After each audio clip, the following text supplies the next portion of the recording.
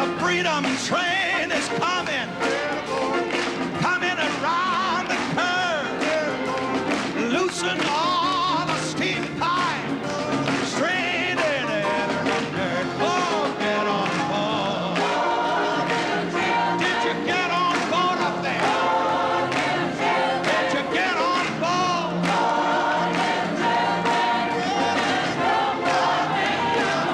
Wait a minute.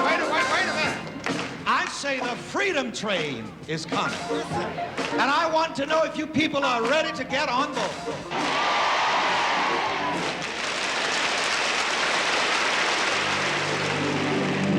While you're being seated, shake hands with the person sitting on either side of you and say to them, the joy of freedom is yours. Go ahead.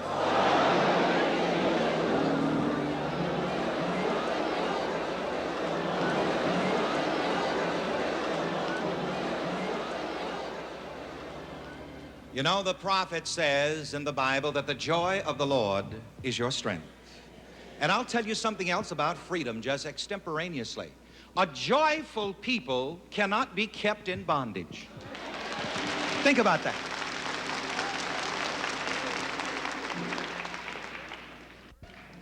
This works, first of all, on the individual level. A joyful person cannot be kept in bondage.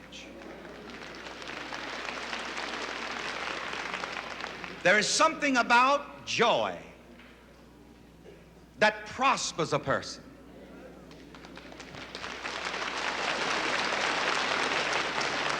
Let this be one of your thoughts of meditation for this week. The joy of the Lord is my strength. Together, the joy of the Lord is my strength. There's just something about joy that cannot be held back. It cannot be kept down. And when you have the joy of the Lord in your heart, the joy of the Lord makes you successful and prosperous. And I want you to practice even more consciously this week the joy of the Lord. And I'm going to give you the affirmation in these words. The joy of the Lord makes me successful and prosperous. Together, the joy of the Lord makes me successful and prosperous. And I think of historically now, of certain incidents where the joy of the Lord in the hearts of various peoples contributed to their freedom. The Israelites could not be kept in bondage in Egypt because they sang the Psalms. They sang the praises of God. Let you know that when you're full of the joy of the Lord and full of praise, this will help you to break any chain that binds you. There's so many happy tunes and beautiful songs of joy which has come out of the experience of black slavery here in America. And this joy also contributed to the freedom which is now experienced today. The joy of the Lord is my strength. Together again, the joy of the Lord is my strength. Psychiatrists tell us, and doctors tell us, that perhaps the greatest sickness and the greatest thing contributing to sickness on the physical level today is what is called depression.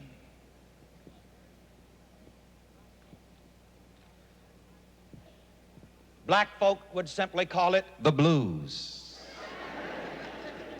And I think everybody knows what feeling blue means, because now it's a sort of a universal language. But just think about it.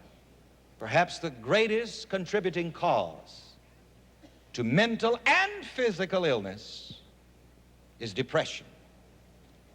The blues. This is why the joy of the Lord is your strength. Because if you're a joyful person, when the blues sees you, it will go the other way.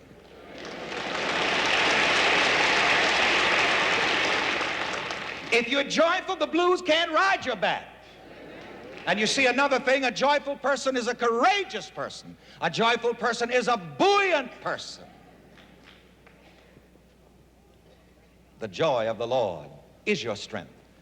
And that's why we call this telecast in particular the joy of living. And this is what we try to help people to find here in this church and in this ministry, the joy of living. Because it isn't natural to be sad. It is not natural to be depressed. Joy is the natural state of man. And we thank God for that.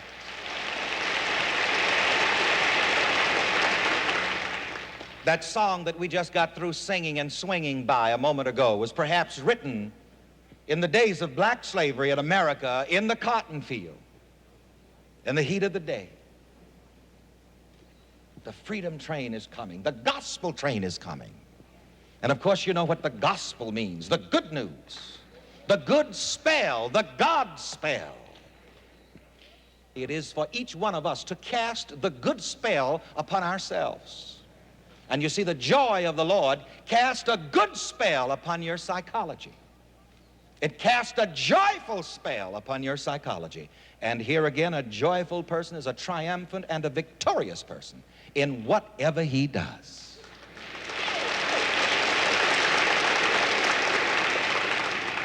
So this week be lifted up and let the joy of the Lord reign in your heart.